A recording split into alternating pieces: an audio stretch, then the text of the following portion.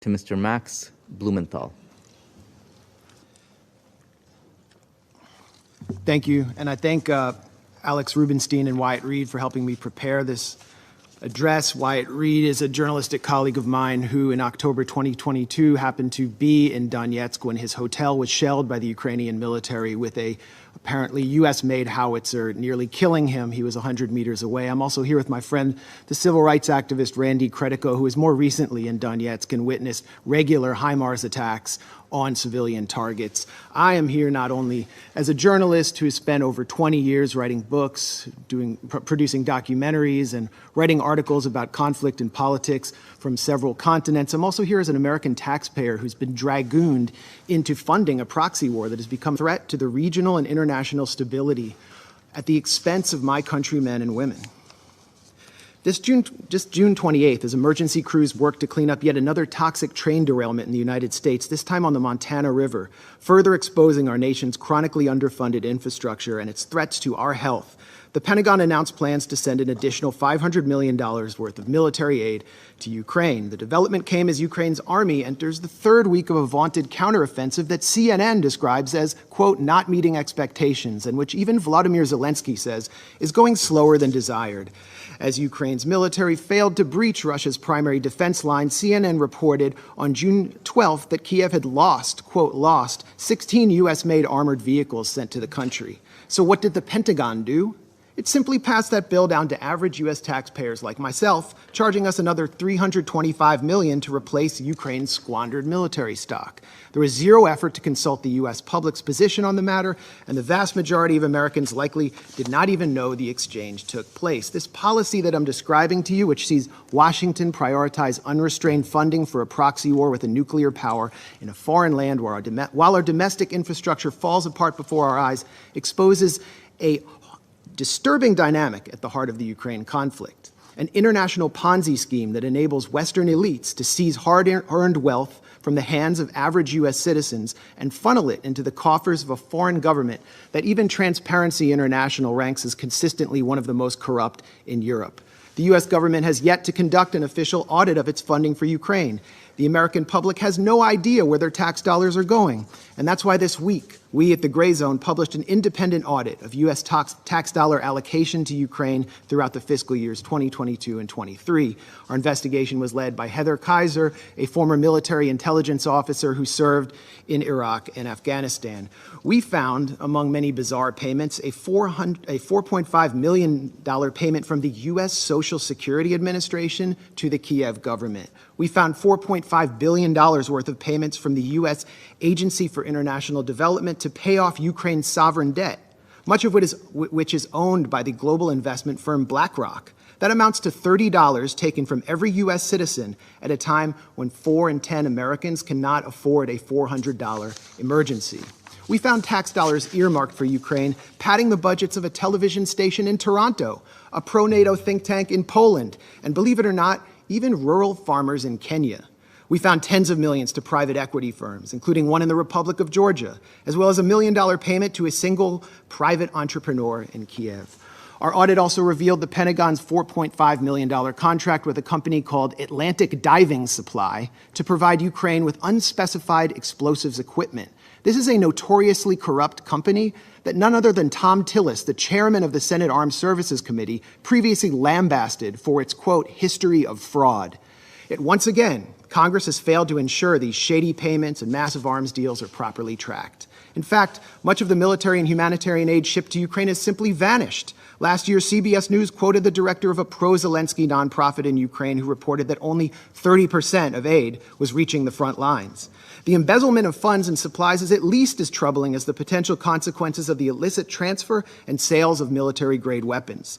Last June, the head of Interpol warned that the massive transfers of arms into Ukraine means, quote, we can expect an influx of weapons in Europe and beyond, and that criminals are now, as we speak, focusing on them. This May, a group of anti-Kremlin Russian exiles outfitted with gear supplied by the Ukrainian government was hailed by Western politicians for carrying out terrorist attacks in Russian territory using American-made Humvees. Although the group, the so-called Russian Volunteer Corps, is led by a man who calls himself the, quote, White King, and includes numerous open admirers of Adolf Hitler, described as neo-Nazis in U.S. mainstream media, the Western weaponization of this militia against Russian forces and Russian civilians has not prompted any outcry from Congress. And while the Biden administration has promised that it's keeping tabs on the weapons sent, a State Department cable leaked last December conceded that, quote, kinetic activity and active combat between Ukrainian and Russian forces create an environment in which standard verification measures are sometimes impracticable or impossible.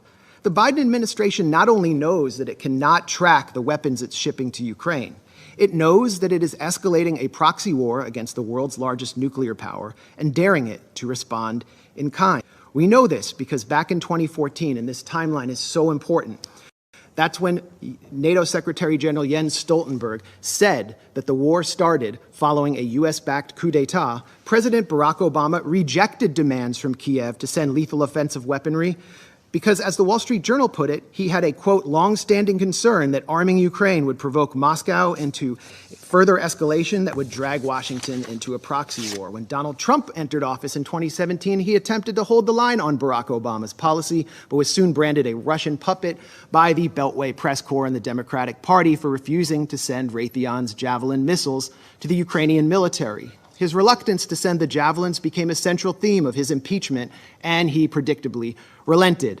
As U.S.-made offensive weaponry began to reach the front lines of the Donbass, the collective West exploited the Minsk Accords to, quote, give Ukraine time to arm up, as the former German Chancellor Angela Merkel put it. In January 2022, the U.S. announced a $200 million arms package to Ukraine. Follow the timeline. By the 18th of February, observers from the Organization for Security and Cooperation in Europe reported a doubling in ceasefire violations, with OSCE maps showing the overwhelming majority of targeted sites on the side of pro-Russian separatists in Donetsk and Lugansk. 5 days later, Russia invaded Ukraine. And since then, the U.S. and its allies have been scurrying up the escalation ladder at every opportunity. Quote, things we couldn't give in January because it was escalatory were given in February, a former State Department official complained after meeting with Ukrainian counterparts.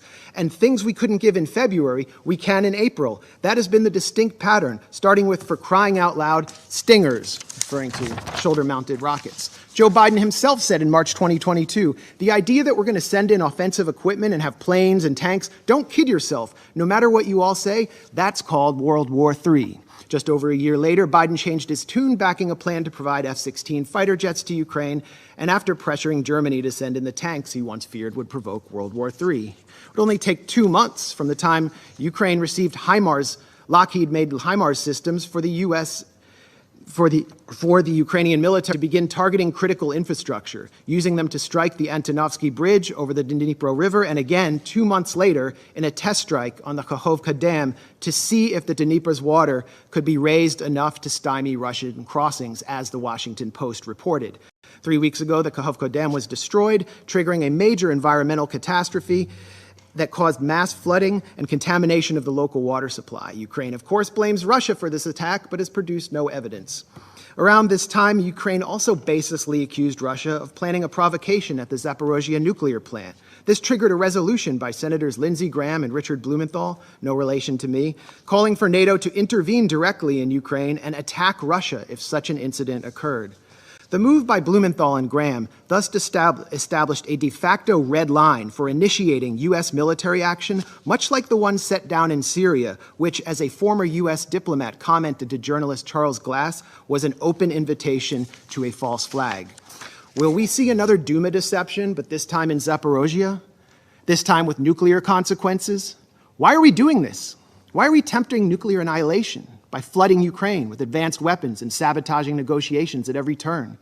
We've been told by people like Senator Dick Durbin that Ukraine is literally in a battle for freedom and democracy itself, and therefore anyone who opposes military aid to Ukraine opposes the very defense of democracy, according to this logic. So where's the democracy in Vladimir Zelensky's decision to ban opposition parties, to criminalize the media outlets of his legitimate political opponents, to jail his top political rival and his deputies, to raid Orthodox churches and jail clergymen?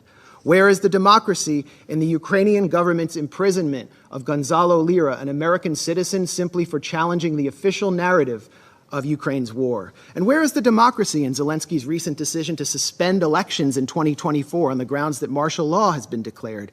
The answer is that Ukrainian democracy is harder to find these days than that country's commander-in-chief, Valery Zaluzhny. Senator Lindsey Graham has offered a much more grim, more on-the-mark rationale for supplying Ukraine with billions in weapons. As the senator boasted during a recent visit with Zelensky in Kiev, the Russians are dying. It's the best money we've ever spent. I repeat, the Russians are dying. It's the best money we've ever spent. And Graham has also said that Americans are ready to fight this war down to the last Ukrainian. While official casualty numbers are strictly classified, we must worry that Ukraine is well on its way to fulfilling the senator's ghoulish fantasies. As a Ukrainian soldier complained this month to Vice News, we don't know what Zelensky's plans are, but, quote, it looks like the extermination of its own population, like of the combat-ready and working-age population. That's it. Indeed, military cemeteries in Ukraine are expanding almost as rapidly as the Northern Virginia McMansions and beachfront estates of executives from Lockheed Martin, Raytheon, and assorted Beltway contractors benefiting from the second highest level of military spending since World War II. These are the real winners of the Ukraine proxy war, not average Ukrainians or Americans or Russians. The winners, or Europeans for that matter, the winners are people like Secretary of State Tony Blinken, who spent his time between the Obama and Biden administrations launching a consulting firm called West Exec Advisors, which secured lucrative government contracts for intelligence firms in the arms industry. Blinken's former partners at West Exec include Director of National Intelligence Avril Haines, CIA Deputy Director David Cohen, former White House Press Secretary Jen Psaki, and almost a dozen current and former members of Biden's national security team. Defense Secretary Lloyd Austin, for his former and possibly future board member of Raytheon, and an ex-partner of Pine Island Capital Investment, which collaborates with West Exec and which Blinken himself has advised. Meanwhile, the current U.S. ambassador to this body, the UN, Linda Thomas-Greenfield, is listed as a senior counsel at the Albright Stonebridge Group, a self-described commercial diplomacy firm that also finesses government contracts for the intelligence and arms sector, and which was founded by Madeleine Albright, infamously known for her comments that the deaths by sanctions of 500,000 Iraqi children were worth it.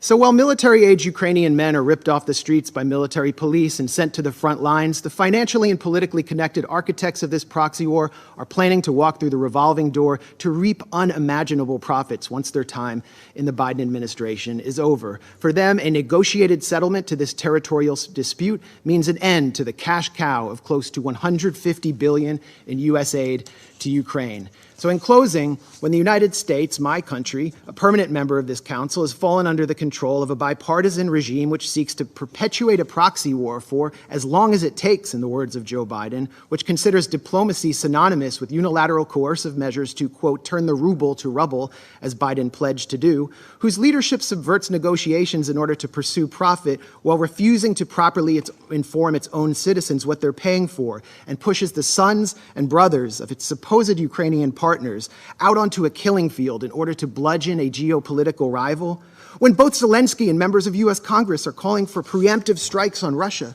which have nothing to do with Article 51 of the UN Charter, this Council must take action to enforce that charter.